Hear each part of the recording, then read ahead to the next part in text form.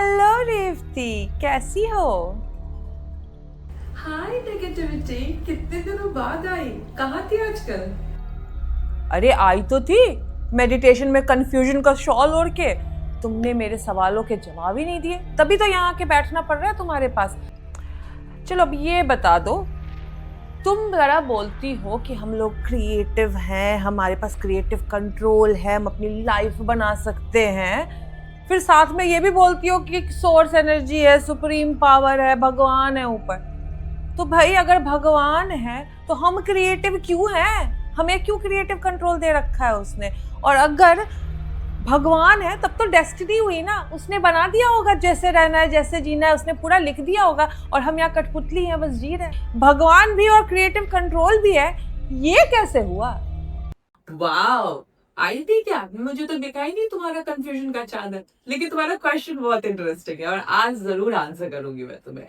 तो भाई एक चीज समझो, ऊपर कोई है, सुप्रीम पावर तो है, लेकिन सुप्रीम पावर इतना ज्यादा निर्दयी नहीं है जितना ज्यादा निर्दयी हमारी इस दुनिया ने उसे बना दिया है। वो तो प्योर पॉजिटिव लव है ऊपर, जिससे आप जो भी नाम दे दो, मैट्रिक्स दे दो, भगवान दे दो, अल्लाह दे दो, वाई गुरु बोल दो, गॉड बोल दो, जो नाम दे दो, सोर्स बोल दो, यूनिवर्स बोल दो, वो बहुत बहुत प्यारा सोर्स ऑफ एनर्जी। उसके पास सिवाय प्यार के कुछ भी नहीं है, लेकिन उनके कुछ रूल्स हैं। आप जब नॉन फिजिकल होते हो तो आप कुछ सेट ऑफ चीजें एक्सपीरियंस करने के लिए इस वर्ल्ड में आना चाहते हो, वरना आप तो नॉन फिजिकल बहुत खुश हो, आराम से जी रहे हो। लेकिन वहां पे क्या है ना, आपके पास पांच चीज नहीं है। वहां पे आपके पास ये फाइव सेंसेस नहीं है जिससे हम ह्यूमंस इस वर्ल्ड को एक्सपीरियंस करते हैं। जैसे हमारे पास टेस्ट, टच, स्मेल, साइट, ये सारी चीजें है ना। तो हम वो उन चीजों के कारण ये वर्ल्ड इतना प्यारा लगता है कि इस वर्ल्ड को छोड़ के जाना सबसे बहुत बड़ा दर्द लगता है, बहुत बड़ा। हम बहुत दुखी हो जाते हैं वर्ल्ड छोड़ के जाने के लिए, क्योंकि ये जो पांच सेंसेस है हमें इस वर्ल्ड में बहुत सारे आनंदों को देने की काम करती है। जब आप नॉन फिजिकल रहते हैं तो आपके पास ये पांच सेंसेस नहीं होते, तो उस वक्त आप फिजिकल में आने की करते हो। लेकिन आपको ये भी होता है कि ये जो वर्ल्ड है, ये जो रंगमंच है, ये जो हम खेल खेल रहे हैं, ये जो लीला है, इसको और इंटरेस्टिंग बनाने के लिए मैं क्या सर्व करूंगा या मैं क्या कंट्रीब्यूट करूंगा। और यही रीजन है कि आप आते हो कुछ सेट ऑफ पेरेंट्स के पास, एक पर्टिकुलर कंट्री को चुनते हो, एक पर्टिकुलर घर के रख रखाव को देखते हो, एक पर्टिकुलर माँ को चुनते हो जो आपके उस पर्पस, उस सेट ऑफ चीज जो आप एक्सपीरियंस करना चाहते हो उसमें सहयोग दे पाएगा या नहीं।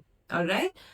अब पैदा होने के बाद क्या होता है कि ऊपर वाले ने हमें क्रिएटिव कंट्रोल इसके लिए दिया है बिकॉज वो किसी को जज नहीं करता है, जैसा हमें बताया गया है, कोई माप तोल नहीं रहा है।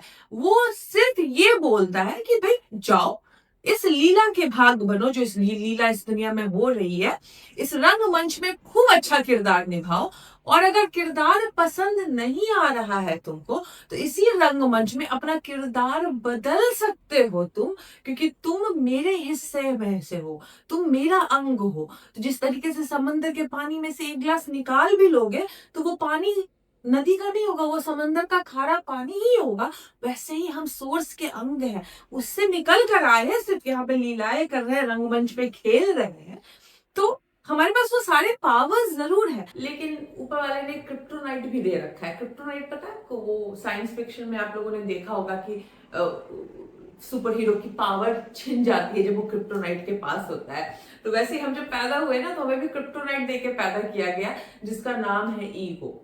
ईगो जो है वो बहुत सेफ रखता है हमें, कभी कुछ नहीं होने देता है। लेकिन ईगो बार बार ये बताता है कि हमारे पास कितनी कम पावर है, हमें भाग्य भरोसे जीना होगा, हमें ऑब्जर्वेशन बेस्ड जीना होगा। अब जो भाग्य में लिखा है बस वही हो सकता है। तो जो क्रिप्टोनाइट यानी ईगो से डिक्टेटेड होते हैं, वो ऑब्जर्व करते हैं, वो तारों सितारों भगवान को पूछते हैं, प्रे करते हैं, बेग करते हैं और वैसी लाइफ जीते हैं। लेकिन जो इस चीज को समझते हैं कि ईगो रियल नहीं है, जब हम ईगो के डिक्टेशन से बाहर आके स्पिरिचुअल बॉडी के साथ कनेक्ट होते हैं, तो समझ में आता है कि नहीं यार, मैं क्रिएटर हूं, मैं क्रिएट कर रहा हूँ। और अगर मैं जिस पर्पस के कारण इसमें मैंने फिजिकल अपीयरेंस लिया है और ईगो मुझे उस लक्ष्य तक नहीं पहुंचने दे रहा है, मुझे ये बता रहा है कि इसमें कितनी कमी है, तुम ह्यूमन फॉर्म में आ गए हो, तुम्हारे पास बहुत लिमिटेशन है, तुम ऐसे घर में पैदा हो गए हो, तुम ऐसे माँ बाप में पैदा हो गए, तुम जो एक्सपीरियंस करना चाह रहे हो वो पॉसिबल नहीं है, तो फिर क्या होता है कि हम अपने लक्ष्य से हट जाते हैं। अच्छा, कई बार होता है कि हो सकता है कि कुछ सेट ऑफ रूल्स लेके आप पैदा हुए होंगे, लेकिन आपको यहाँ आने के बाद कुछ और करने की इच्छा हो गई होगी, तो भी आपके पास क्रिएटिव कंट्रोल है उसका मार्ग चेंज करने का। और यही रीजन है कि कितने लोग हैं स्टार्ट ए पॉइंट से करते हैं, B C D E F होते हुए अपने लक्ष्य तक पहुंच जाते हैं जो उनकी अल्टीमेट रियलिटी होती चाहिए। और ये जो दुनिया है ये भगवान से प्यार करना बंद करा के हमें गॉड फियरिंग बना दिया, इसके लिए भाग्य डाल दिया, राहु आके सताएगा, केतु आके सताएंगे, ये करेगा वो करेगा, क्योंकि ऊपर वाला आपको यहाँ पे सिर्फ खेल खेलने भेजा है। यहाँ पे हम रंगमंच में लीलाएं कर रहे हैं और उस लीला को जब तक हम रियल मानेंगे यानी ईगो से डिक्टेट होके अपनी कमियों में खोए रहेंगे और जो पर्पस है, हायर पर्पस है जो अचीव करने आया है वो नहीं करेंगे, तब तक हम भाग्य से डिक्टेटेड होंगे। तो भगवान तो जरूर है, लेकिन भगवान ने इस दुनिया में एग्जिस्ट करने के रूल्स कुछ और बनाए थे और यहाँ पे जो गॉड फियरिंग एटमॉस्फेयर क्रिएट करने के कारण कुछ लोगों की दुकानें चलती हैं। आप अगर भगवान से डरोगे तो समाज में बहुत इजीली इंटीग्रेट करोगे। अगर आप भगवान से डरोगे तो आपको कंट्रोल करना बहुत आसान हो जाएगा। लेकिन जो गॉड लविंग होंगे वो थोड़े कंट्रोल में मुश्किल आते हैं। वो समाज के बहुत सारे रूल्स, बहुत सारे प्रथाओं के खिलाफ आवाज उठाना बहुत आसान हो जाता है उनके लिए। इसके लिए ये गॉड फियरिंग एटमॉस्फेयर बनाया गया कि कंट्रोल यू, ऑलराइट।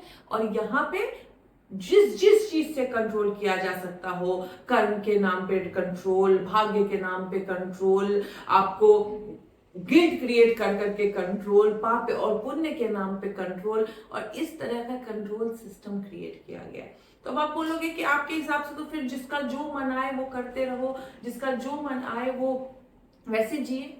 नहीं, क्योंकि अगर आप सच में खुद को क्रिएटिव कंट्रोल वाले समझोगे, अगर सच में आप सोर्स के हिस्सा समझोगे, तो आपके पास ना तो खुद को कंट्रोल करने की किसी को इजाजत दोगे, ना ही दूसरों को कंट्रोल करने की आपकी इच्छा होगी। तो जब इंसान दूसरों को कंट्रोल करने की इच्छा छोड़ देता है तो जिंदगी में कोई भी पाप नहीं करता है।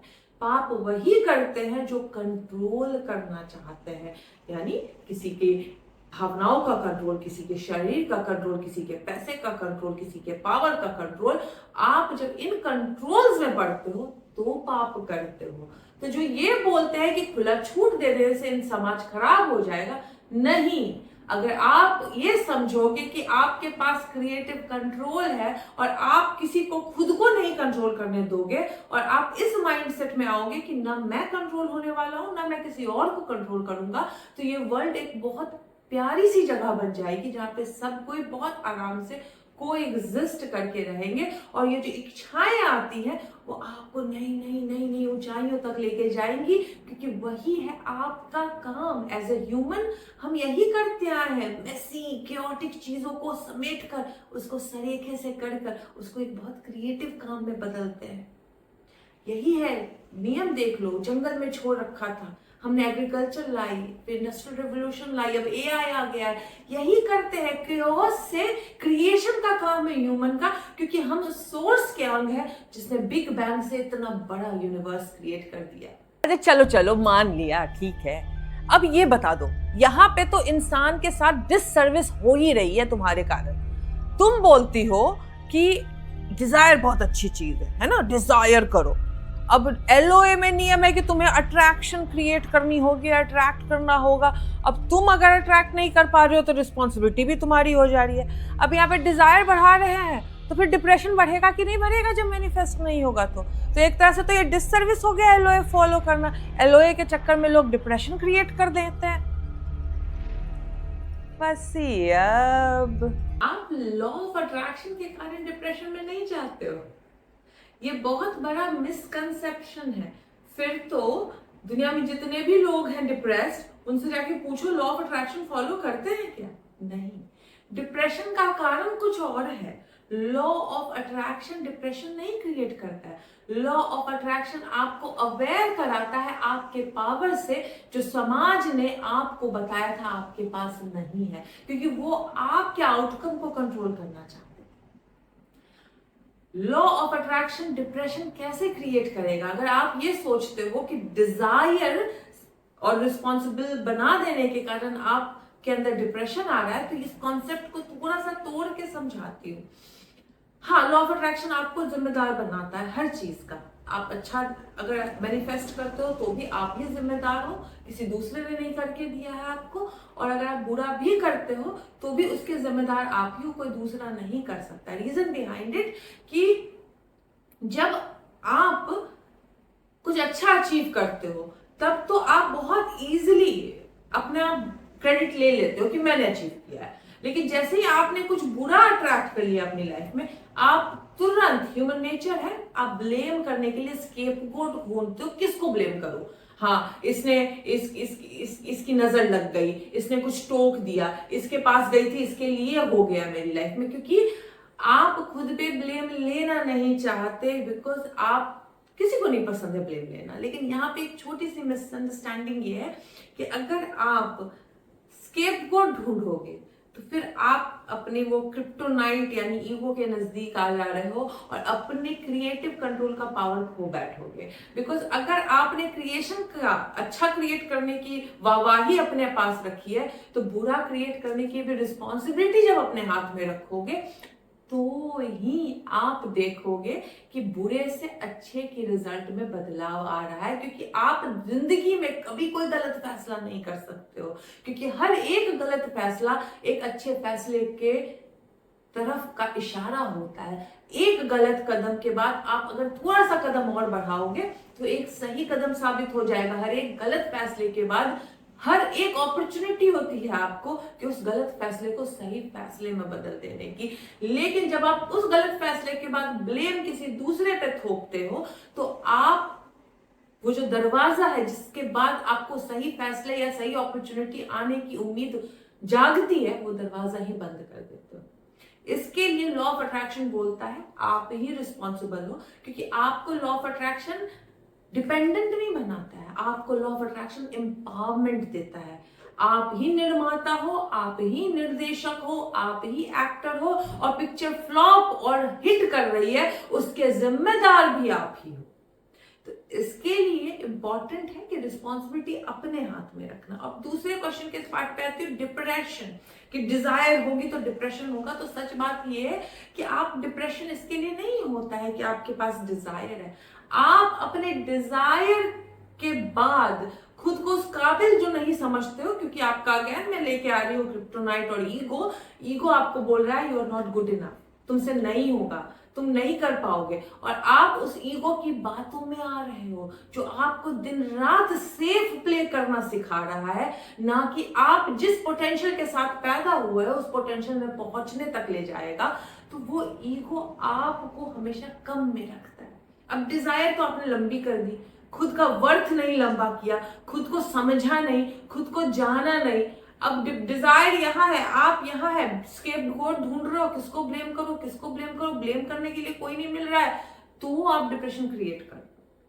लेकिन इसमें लॉ ऑफ अट्रैक्शन की काम नहीं है। आप लॉ ऑफ अट्रैक्शन नहीं भी फॉलो करोगे तो भी इच्छाएं खत्म नहीं होती है। आप अगर डे टू डे लाइफ में ऑब्जर्व कर रहे हो तो भी इच्छाएं आती ही आती है। और डिप्रेस्ड लोगों से जाके पूछो, खुद डील किया, इसके लिए बता रही हूँ, इच्छाएं खत्म हो जाती है डिप्रेशन में। आपको कुछ करने की इच्छा ही नहीं होती है। और लॉ ऑफ अट्रैक्शन तो अगर आपके अंदर डिजायर जन्म दे रहा है तो आपके डिप्रेशन को कहीं ना कहीं हील कर रहा है, आपको होप दे रहा है, आपको एम्पावरमेंट दे रहा है। तो ये जो स्टेटमेंट है कि डिजायर बढ़ेगी तो इच्छाएं के कारण डिप्रेशन होगा, वो स्टेटमेंट ही रॉन्ग है, क्योंकि हमारी प्रोग्रामिंग ही गलत हुई है। पैर उतना ही फैलाओ जितनी बड़ी चादर है, ज्यादा सपने देखोगे तो क्या सारे दुख का कारण सपने इच्छाएं? नहीं, सारे दुख का कारण है खुद को उस लायक नहीं समझना जो आप सच में हैं। खुद को एक्सपेंशन की तरफ बढ़ने नहीं देना, क्योंकि हमें बहुत सारी हिदायतों के साथ पैदा किया गया है, बहुत सारी हिदायतें, बहुत सारे रूल्स, बहुत सारे एक्सपेक्टेशन के बोझ के तले लाद दिया गया है। और जो इंसान उन सारे बोझ को निकाल के फेंकता है और बोलता है मैं क्रिएटर हूं, मैं इस रंगमंच में लीला करने आया हूं और मैं खेल के रहूंगा अपना सही किरदार, तो फिर उसको फर्क नहीं पड़ता लोग क्या सोचते हैं, फिर उसको फर्क नहीं पड़ता क्या रिस्क है, उसको फर्क नहीं पड़ता कि दुनिया हंसेगी कि नहीं हंसेगी, और वो अपना किरदार पूरे दिल से निभाता है। उस किरदार तक पहुंचने के लिए उसको जो करना पड़े वो दिल से करता है, बगैर इसके कि दुनिया, समाज, माँ बाप या रिश्तेदार क्या बोलते हैं।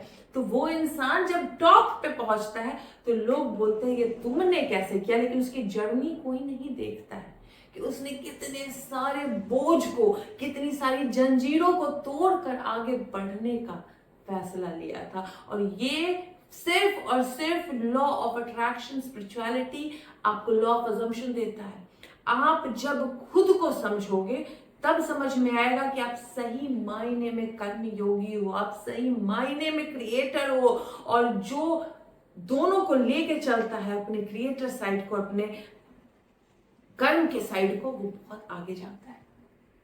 आप आज चाहो, अगर आपके पास प्रोग्रामिंग नहीं है तो डिजायर करते के साथ क्रिएट करना शुरू कर दोगे।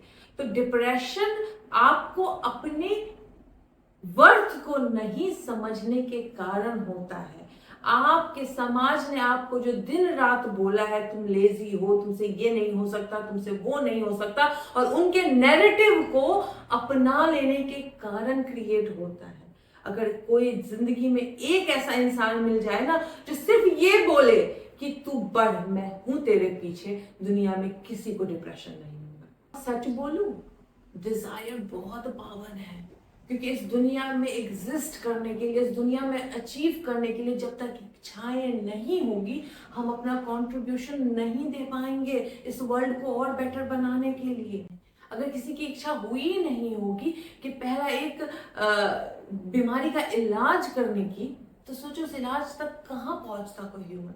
तो इच्छाएं ही तो इन्वेंशन का काम करती है, इच्छाएं ही तो जन्म देती है, बीज देती है, ताकि इस वर्ल्ड को और कंफर्टेबल बना पाए। किसी ने सोचा होगा तभी तो ये सोफा बना है, किसी ने सोचा होगा तभी तो ये कपड़े पहने हैं हम, किसी की इच्छा हुई होगी तन ढकने की, किसी की इच्छा हुई होगी कंफर्टेबल बैठने की।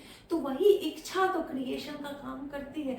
तो इच्छाएं बुरी नहीं है, इच्छाओं के बाद खुद को कम समझना, उस लायक नहीं समझना बुरा है, और वही डिप्रेशन क्रिएट कर देता है। अच्छा चलो चलो ठीक है, मैं इसमें दे देती हूँ तुम्हें 10 मार्क्स भी।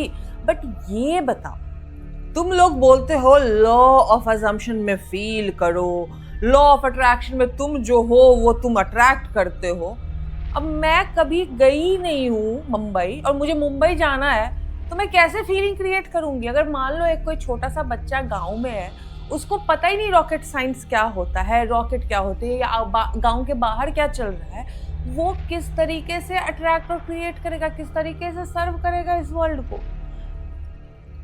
हमें जो चाहिए उसकी फीलिंग कैसे क्रिएट होगी जब हमें पता ही नहीं है कि वो कैसा फील होता है?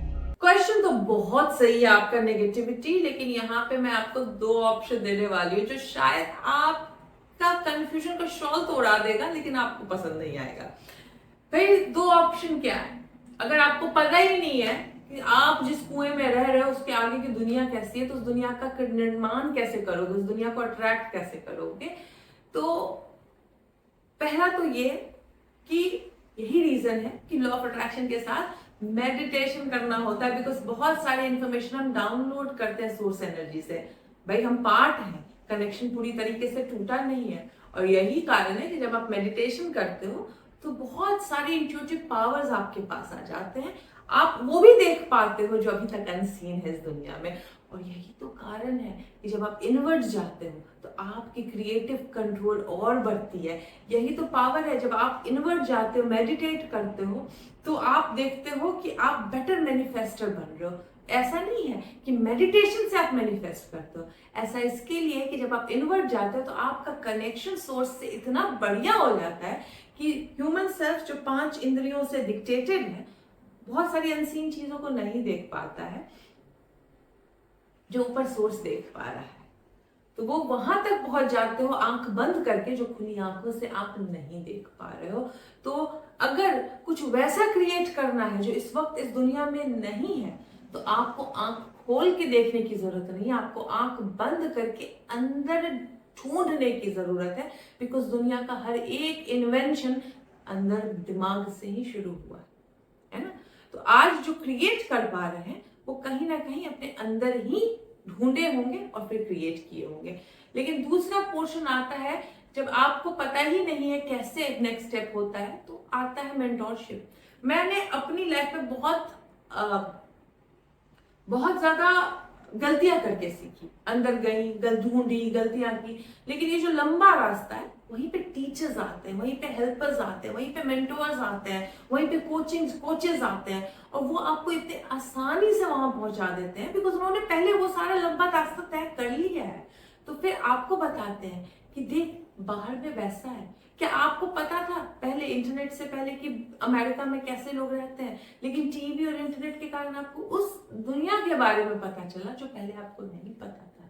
तो ठीक वैसे ही आपके जब कोचेस, मेंटोर्स, गुरु और टीचर्स आते हैं, तो आपको वहां कैसे फील करना है, कैसे जाना है, क्या आपको आपकी इच्छाओं तक पहुंचाएगा, उसका शॉर्टकट दे देते हैं। वहां तो बहुत आसानी से पहुंचा देते हैं, लेकिन हैंड होल्डिंग और वहां पहुंचने में थोड़ा समय लगता है। जो लोग पेशेंस लूज कर देते हैं, तो फिर उनको लगता है ये मेरे लिए वर्क नहीं कर रहा है।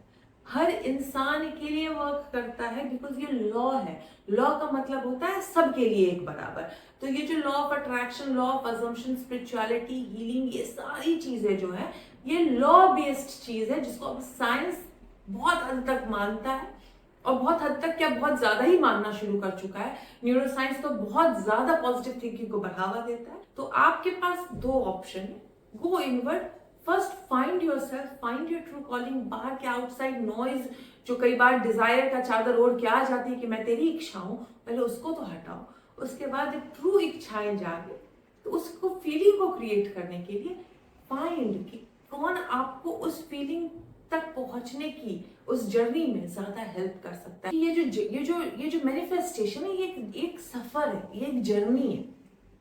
जर्नी आप अकेले करोगे तो लोनली हो जाता है इंसान, आधे रास्ते में थक के छोड़ देता है। लेकिन जब आप हैंड होल्ड करके समूह के साथ आगे बढ़ते हो, आपको लगता है कि you are part of a community, तो फिर आप आगे बढ़ते हो, बहुत आसानी से अचीव कर लेते हो। और यही कारण है कि सोल स्कूल के जितने लोग हैं इतने प्यार से, बड़े आराम से अचीव करते हैं जो इनकी इच्छाएं होती है, because they think they are part of something. उनके पास मेरी गाइडेंस होती है, और हर इंसान को गाइडेंस की जरूरत पड़ती है, हर एक लाइफ के लेवल पे। मेरे पास इस बार चौका है, चौका, रुको बताती हूँ। चलो ठीक है, मैं ये भी मान गई कि मदद के कारण हो सकता है इंसान डिजायर की फीलिंग भी क्रिएट कर ले। लेकिन मैंने तो तुम्हारे चैनल पे 50 बार देखा है कमेंट कि लॉ ऑफ अट्रैक्शन में ये मैनिफेस्ट कर लिया, ये मैनिफेस्ट कर लिया, लेकिन ये कॉन्ट्रास्ट आ रहा है। अगर लॉ ऑफ अट्रैक्शन में पॉजिटिव रह रहे हो, सारे प्रोसेस कर रहे हो, तो कॉन्ट्रास्ट क्यों आ रहा है लोगों की लाइफ में? फिर रहने ही दो ना। लॉ ऑफ अट्रैक्शन में के बाद भी कॉन्ट्रास्ट यानी प्रॉब्लम आती है, तो लॉ ऑफ अट्रैक्शन फॉलो करने से क्या ही मिल जाएगा? नॉर्मल क्यों नहीं जीते इससे अच्छा? क्यों बेकार का लॉ ऑफ अट्रैक्शन फॉलो करे और कॉन्ट्रास्ट से भी डील करे? चलो एक वो देखते हैं, एक परफेक्ट दिन सोचो। तुम सुबह उठे, मखमल का बेड है, आलीशान मकान में लेटे हुए हो, एकदम बाहर सन शाइन कर रहा है, चिड़िया चहचहा रही है, परफेक्ट वेदर है, आपके रूम का टेम्परेचर भी परफेक्ट है, परफेक्ट शीट है जो आपको बहुत अच्छी आनंदित नींद दे के दी है। आप उठ के बैठे हो, आप चारों तरफ खूबसूरत लोग खड़े हैं, आपको सर्व कर रहे हैं, आपको मतलब जो चाहिए प्रकट हो रहा है, आप सोच रहे हो प्रकट हो रहा है, आप खाने का सोच रहे हो खाना आ रहा है, आप कोई सामान का सोच रहे हो सामान आ रहा है। ऐसी लाइफ अगर आपकी हो जाए तो पहले दिन तो बहुत मजा आएगा। सही बात है ना, जो सोच रहे हैं फट से आ रहा है, there is no need to think, because आपका हाउ निकल गया है, आपको सिर्फ सोचना है और वो आ जाएगा, है ना। तो अभी आपने पहला दिन तो बहुत एंजॉय कर लिया, दूसरे दिन भी सेम, तीसरे दिन भी सेम, क्या 10वें दिन आप फिर भी वही दिन एंजॉय करोगे? मेरी गारंटी है नहीं, you will be bored to death. और इसमें सबसे बड़ा फ्लॉ क्या है, अगर आपको ऐसी प्लैटर वाली लाइफ मिल जाएगी तो हमारा जो अल्टीमेट एम था सोल का इस वर्ल्ड में आके इसमें कंट्रीब्यूशन देना और इस वर्ल्ड को और बेटर प्लेस बनाना रहने के लिए, वो खत्म हो जाएगा, बिकॉज हम हाउ सोच ही नहीं रहे। तो जब तक कॉन्ट्रास्ट आएगा नहीं, आप उसका सोल्यूशन ढूंढोगे कैसे? और जब तक सोल्यूशन ढूंढोगे नहीं, ये वर्ल्ड कंफर्टेबल कैसे बनेगा? तो दिस इज द पार्ट जो आपको इस रंगमंच में रस भी देता है, एंजॉय कराता है, आप बहुत खुश होके इस जर्नी को देते हो, क्योंकि एक बार डेस्टिनेशन में पहुंच गए तो रस खत्म। डेस्टिनेशन के बाद नया डेस्टिनेशन क्रिएट करने के बाद जो जर्नी शुरू करते हैं वही रस है। जर्नी इज द मेन रस वाली जगह, जहां पे आपको लग रहा है कि हाय मैं कैसे पहुंच जाऊं, लेकिन जब पहुंच जाओगे तो लगेगा कि अब क्या। तो अगर कंट्रास्ट नहीं आएगा आपकी लाइफ में, यानी प्रॉब्लम नहीं आएगी आपकी लाइफ में, तो आप उसका सोल्यूशन ढूंढोगे कैसे? और अगर आप सोल्यूशन ढूंढोगे नहीं तो ये वर्ल्ड को और कंफर्टेबल बेटर प्लेस कैसे बनाओगे? और वही सारे सोल्यूशन को ढूंढने के कारण आप इस जीवन में मीनिंग क्रिएट कर पाते हो। आज जितने भी हीरो की स्टोरी ढूंढ लो, दुनिया में जितने भी हीरो हैं सबकी स्टोरी ढूंढ लो, हर किसी ने एक चैलेंज को ओवरकम किया और उसके बाद वो हीरो बना। कोई हीरो की कहानी सुनिए कि एक हीरो था, बहुत अमीर था, पैदा हुआ, खूब एंजॉय किया और मर गया? नहीं, बिकॉज फिर वो हीरो नहीं बनेगा। और हर इंसान को हीरो बनना पसंद है, हर इंसान अपना हीरो बनना चाहता है। तो आप हीरो की स्टोरीज में वो हीरो इस लाइफ को और जेस्ट के साथ तभी जी पा रहा है जब उसने कोई चैलेंज को ओवरकम करके उसमें विन किया है। तो जब आप स्मॉल स्मॉल विन्स करते हो ना, जब चैलेंज देखते हो और फिर उसमें से आप ढूंढते हो कि कौन सी प्रॉब्लम का मैं सोल्यूशन करूंगा, तो ये आपको सेटिस्फैक्शन देता है, ये आपको मीनिंग देता है, पर्पस देता है। और यही है सोल रीजन इस दुनिया में एग्जिस्ट करने का, to find connection, find meaning and purpose, feel that you belong. और फिर यहाँ पे आप अपने आप जॉय क्रिएट कर लेते हो। लेकिन यहाँ पे समझने की जरूरत है कि कॉन्ट्रास्ट को अगर आप इस तरीके से लेते हो कि ओ माय गॉड कॉन्ट्रास्ट आ गया, तो फिर आप वहीं पे खत्म, your life will be finished. अगर आज आप मेरी स्टोरी देखते हो तो एक औरत जिसने सब कुछ खो दिया था, बहुत बड़ा कॉन्ट्रास्ट था, लेकिन उसी कॉन्ट्रास्ट को मैंने अपना भाग्य नहीं बनाया और मैंने बोला कि नहीं मैं इसको बदलूंगी। उसी कॉन्ट्रास्ट ने मेरे डिजायर को इतना स्ट्रॉन्ग कर दिया कि मेरी बेटी को मुझे बेस्ट लाइफ देनी थी, कि उस डिजायर के कारण मैंने क्रिएट कर लिया जो आज मैं जी रही हूँ। तो आपका कॉन्ट्रास्ट बुरा नहीं है, बिकॉज कॉन्ट्रास्ट आपके एक्सपेंशन के लिए आता है। कॉन्ट्रास्ट के आने के बाद खुद को श्रिंक कर लेना, कॉन्ट्रास्ट को आने के बाद उसको फाइनल फेट समझ लेना, वो बुरा होता है। मैं तो हर पेशेंट से बोलती हूँ, डॉक्टर के पास जाते हैं, कोई बुरी डायग्नोसिस हो गई तो उसको प्रोग्नोसिस समझने की गलती मत कीजिए।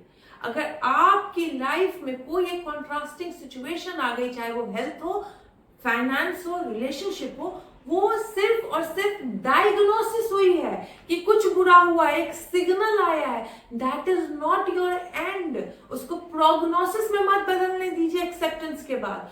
वहीं से डायग्नोसिस के बाद सोचना होता है how I will make it better for my self. और वहीं से जागता है आपका भगवान अंदर, वहीं से आप अपने अंदर का क्रिएटिव पावर ओपन करते हो और आप एक परफेक्ट सॉल्यूशन क्रिएट करते हो जो ना सिर्फ आपकी जिंदगी बदलता है, आप बहुत सारे लोगों की जिंदगी में बहुत बड़ा कंट्रीब्यूशन देने का वो रखते हो।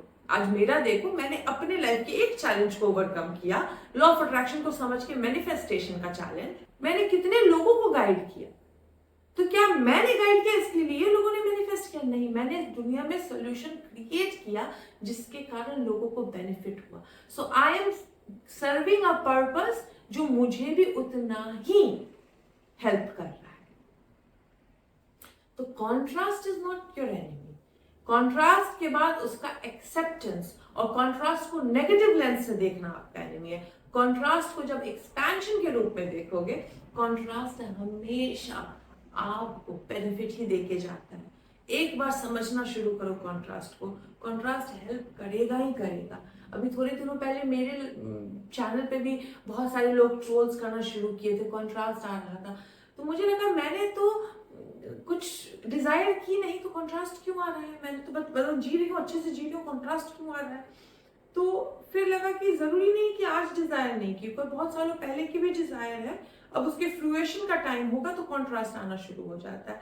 तो मेरा एक डिजायर था कि बॉब प्रॉक्टर के जैसा जाके कंपनीज में ये सब करूं, कॉर्पोरेट इवेंट्स करूं और ये सब करूं, जो यहाँ मैं करती नहीं थी। कॉर्पोरेट इवेंट जो क्लासेस होती थी बस वही।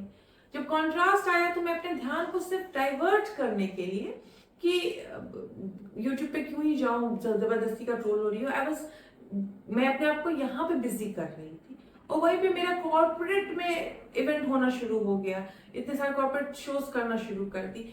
तो अगर मैं उस कॉन्ट्रास्ट को देख के घबरा जाती, हाय तौबा करती, तो वहीं पे खत्म हो गया था। लेकिन मैंने सोचा कि कॉन्ट्रास्ट है, मे बी मैं कुछ है जो नहीं कर पा रही हूँ, आई विल थिंक, और मैं वहां से ध्यान हटाकर क्रिएशन के काम में लग गई, तो मेरा तो फायदा ही हो गया।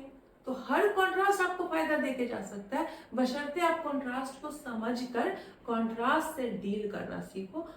तो कॉन्ट्रास्ट आपका दुश्मन नहीं है, कॉन्ट्रास्ट आपका दोस्त है। तो नेगेटिविटी आज मैं तुमको भी थोड़ा सा हेल्प करती हूँ। तुम बहुत ज्यादा कंफ्यूजन की चादर हो रही हो, देखो तुम्हारे कंफ्यूजन का सोल्यूशन मेरे पास है।